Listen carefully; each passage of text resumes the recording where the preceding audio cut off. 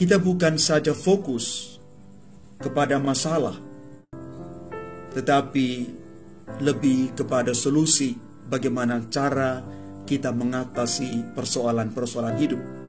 Kita yakin dan percaya bahwa pasti ada rencana Tuhan di balik semua pergumulan hidup kita.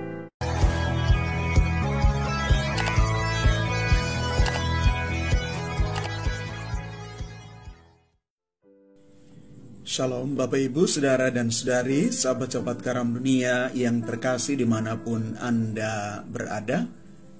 Saya mengucapkan selamat hari Minggu untuk kita sekalian.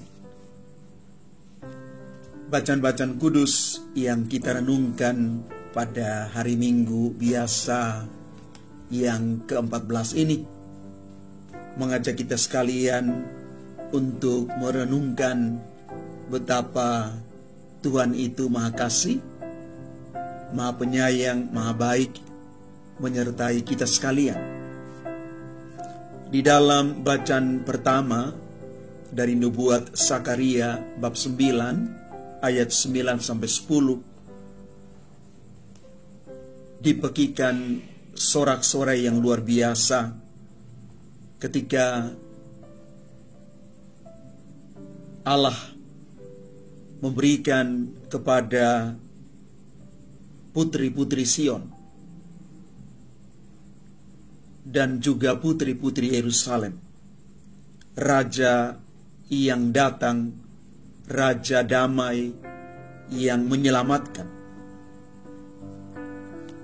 Dan selanjutnya di dalam bacaan kedua yang dikutip dari surat Rasul Paulus kepada jemaat di Roma, bab 8 ayat 9 dilanjutkan dengan ayat 11 sampai dengan 13. Santo Paulus minta kita sekalian dan juga kepada jemaat di Roma, jika oleh Roh kamu matikan perbuatan-perbuatan tubuhmu, maka kamu akan hidup. Hiduplah di dalam Roh yang membawa orang kepada keselamatan. Selanjutnya, Injil yang kita renungkan pada hari Minggu ini diambil dari Injil Matius bab 11 ayat 25 sampai dengan 30. Ketika Yesus mengatakan bahwa kita semua hendaknya datang kepadanya karena Dia lemah lembut dan rendah hati. Bapak, Ibu, Saudara dan Saudari yang terkasih, dalam Injil Matius bab 11 ayat 28 dikatakan demikian, "Marilah kepadaku kamu semua yang letih lesu dan berbeban berat, aku akan memberikan kelegaan kepadamu." Dari perikop ini, kita semua sebagai manusia menyadari bahwa kita semua tidak lepas dari beban kehidupan. Semua kita pasti mengalami jatuh bangun dalam hidup. Namun, mari kita melihat segala pergulatan hidup kita, beban-beban hidup kita ini dengan kacamata iman.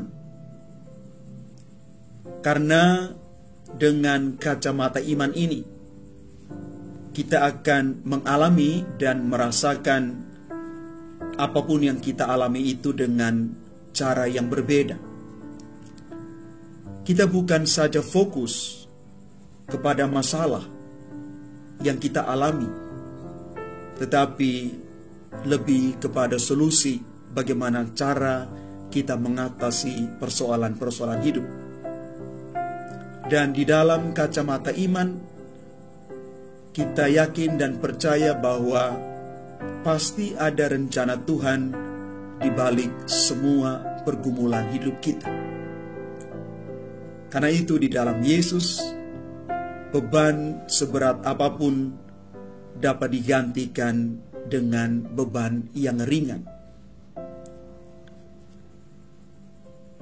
Selanjutnya di dalam Matius bab 11 ayat 29-30, Yesus mengatakan, "Pikulah kuk atau gandar yang aku pasang, dan belajarlah kepadaku, karena aku ini lemah lembut dan rendah hati, dan jiwamu akan mendapat ketenangan.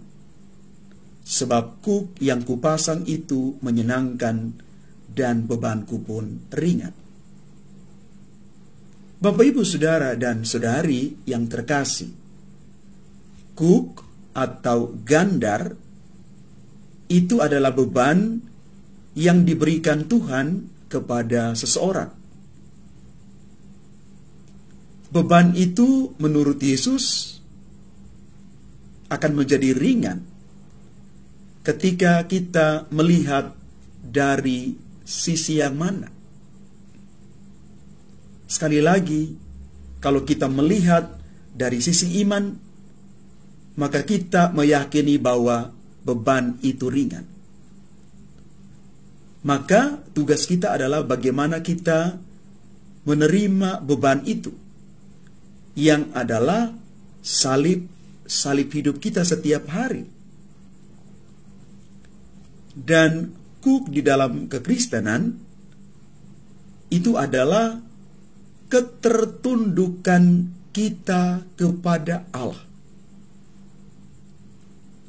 Kita tunduk dan taat kepada rencana Allah.